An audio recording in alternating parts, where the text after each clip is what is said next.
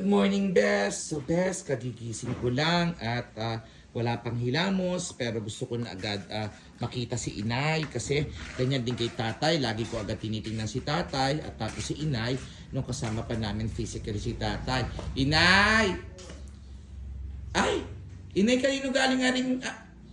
Ari ba yung tinama? Ari ba yung saan na galing? Ari yung tinamaan ko sa ripa daw? Oo. Aba! Kapit na diniliver na inayaan yung papa natin iyan.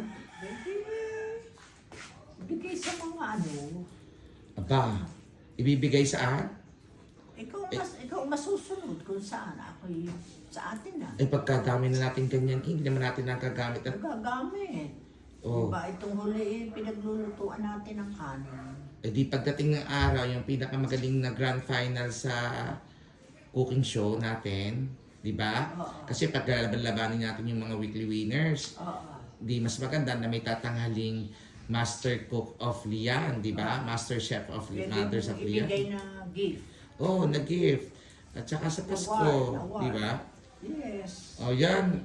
Naku, Bes, tumama ako sa ripa at ang gusto ni ni Ma'am Leta, ML, ay itulong pa rin namin sa kapwa. So, Bes, stay happy, stay fresh. Good morning, Bes!